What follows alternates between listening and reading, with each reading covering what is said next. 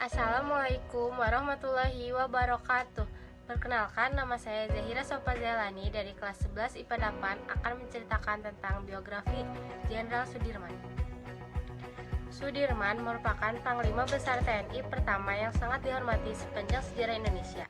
Perannya dalam memperjuangkan dan mempertahankan kemerdekaan sangat penting bagi Indonesia. Jenderal Sudirman merupakan pahlawan nasional dengan jasa-jasanya yang besar. Berkat beliau, kedaulatan dan kemerdekaan bangsa Indonesia masih dipegang hingga saat ini. Awal hidup, pendidikan, dan keluarga Sudirman. Sudirman lahir di Purbalingga, Jawa Tengah pada tanggal 24 Januari 1916. Ayahnya, Karsid Kartawijaya, merupakan seorang pekerja di pabrik gula Kalibagor, Banyumas, dan ibunya Siem merupakan keturunan Wedan, Rembang.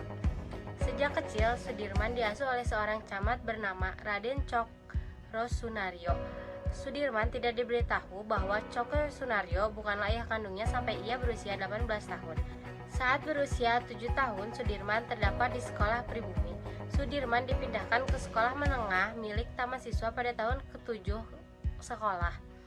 Pada tahun ke-8, Sudirman pindah ke sekolah menengah Wiratomo setelah sekolah taman siswa ditutup oleh organisasi sekolah liar karena diketahui tidak terdaftar.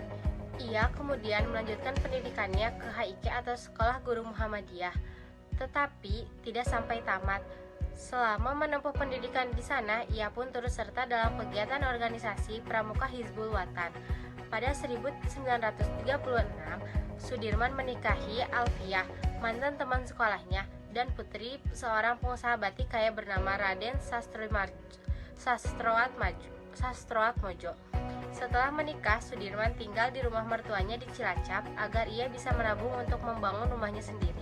Sudirman dan Alfiah, pasangan ini, kemudian dikaruniai 3 orang putra, yaitu Ahmad Tidarwono, Muhammad Teguh, Bambang Tahjadi, dan Taufik Effendi, serta 4 orang putri, yaitu Didi Pratyastuti, Didi Sutiaji, Didi Pujiati, dan Titi Wahjuti Satyaningrum. Masa penjajahan Jepang. Selama mengajar, Sudirman sangat disegani oleh masyarakat. Pada zaman penjajahan Jepang, tepatnya 1944, Sudirman bergabung dengan Tentara Pembela Tanah Air atau PETA di Bogor. Sehubungan dengan posisinya di masyarakat, Sudirman dijadikan sebagai komandan atau daidanko dan dilatih bersama orang lain dengan pangkat yang sama. Pasca Indonesia merdeka dari penjajahan Jepang, ia berhasil merebut senjata pasukan Jepang dari Banyumas. Kemudian beliau diangkat menjadi komandan batalion di Kroya setelah menyelesaikan pendidikannya. Pasca kemerdekaan dan jadi Panglima Besar. Setelah Indonesia mengikrarkan proklamasi pada 1945, Jenderal Sudirman melarikan diri ke Jakarta untuk menemui Presiden Soekarno. Sang proklamator menugaskan Jenderal Sudirman untuk mengawasi proses penyerahan diri tentara Jepang di Banyumas yang dilakukannya setelah mendirikan divisi lokal Badan Keamanan Rakyat. Ia lalu menjadi Panglima Divisi V atau Banyumas sesudah TKR atau Tentara Keamanan Rakyat. Pada saat bersamaan, pemerintah Indonesia dan Belanda mengadakan konferensi panjang selama beberapa bulan yang berakhir dengan pengakuan Belanda atas kedaulatan Indonesia pada 27 Desember 1949.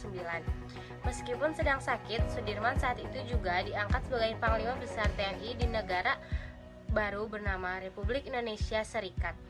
Selang sebulan, ternyata pada 1830, tanggal 29 Januari 1950, Jenderal Sudirman dinyatakan wafat di Magelang, Jawa Tengah. Kabar duka ini dilaporkan dalam sebuah siaran khusus di RRI. Jenazah Sudirman disemayamkan di Masjid Gede, Kauman pada sore hari. Jenazah Sudirman kemudian dibawa ke Taman Makam Pahlawan Semaki dengan berjalan kaki. Sementara kerumunan pelayat sepanjang 2 km mengiringinya di belakang. Itu merupakan sedikit cerita atau biografi mengenai perjalanan hidup Jenderal Sudirman. Hikmah yang dapat kita ambil dalam cerita tersebut adalah bahwa perjuangan menyatakan kepada kita setiap kondisi yang kita alami, baik sehat maupun sakit, kita harus melakukan yang terbaik untuk Indonesia. Tidak peduli jiwa yang dipertaruhkan, namun tetap melakukan yang terbaik untuk bangsa. Sekian dari saya, terima kasih. Wassalamualaikum warahmatullahi wabarakatuh.